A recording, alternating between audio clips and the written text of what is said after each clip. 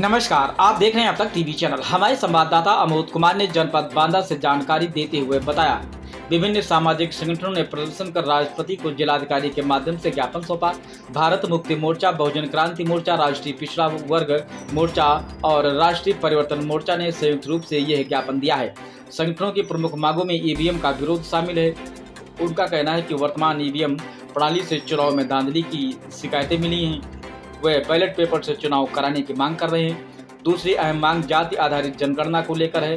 संगठनों का आरोप है कि केंद्र सरकार द्वारा ओबीसी की जाति आधारित जनगणना से इनकार करना संविधान विरोधी है। उनका मानना है कि इससे पिछड़े वर्ग को विकास योजनाओं और आरक्षण से वंचित रखा जा रहा है। संगठनों ने वक्फ संशोधन विधेयक 2025 का भी विरोध किया है। उनका कहना है कि यह विधेयक संविधान के अनुच्छेद 14, 25, 26, 29 का उल्लंघन करता है। उन्होंने चेतावनी दिया है कि अगर इन मांगों का समाधान नहीं होता है तो 1 जुलाई को भारत बंद का आंदोलन भी किया जाएगा। आइए चलते हैं हमारे संवाददाता के साथ। मैं हूँ एडवोकेट उमलेश भारती। अच्छा, आज आप लोगों ने किस तरह ज्ञापन दिया?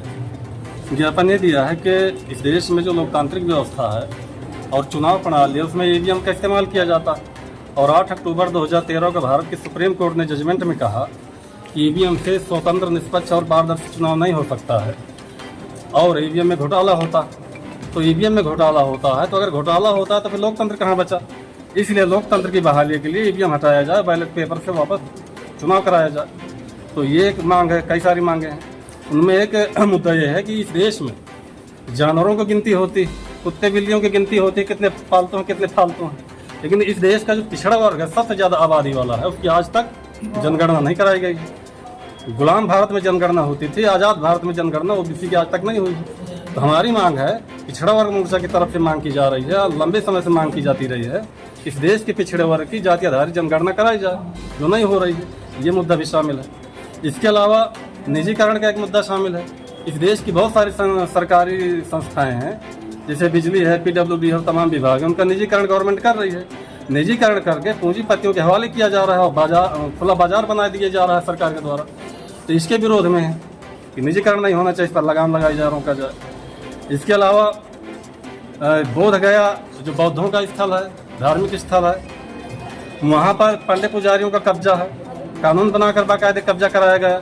बौद्धों को उसको सौंप देना चाहिए, जो आज तक नहीं किया जा रहा। इस मुद्दे पर भी मांग की जा रही है। उस जगह को जो बौद्धों का जगह है, धार्मिक स्थल है, उसको ब्राह्मण पंडा पुजारियों के से मुक्त करा करके बौद्धों के हवाले किया जाए, उस मुद्दे पर भी है। इस तरह से बहुत सारे मुद्दे हैं जिनके विरोध में हमें जेल भरो आंदोलन के अंतर्गत आए हैं और ये मांगे मानी जानी चाहिए। जेल भरो के अंतर्गत आए हैं और अगर ये मांगे नहीं मानी जाती हैं तो भविष्य में डेट लगभग डिसाइड हो चुकी है कि भारत बंद का आंदोलन भी किया जाएगा। इसकी जिम्मेदार भारत सरकार होगी जो मांगों को नहीं मान रही। और सारी की सारी मांगे संवैधानिक है, कानून लोगों के हक और अधिकार बचाने का मामला है।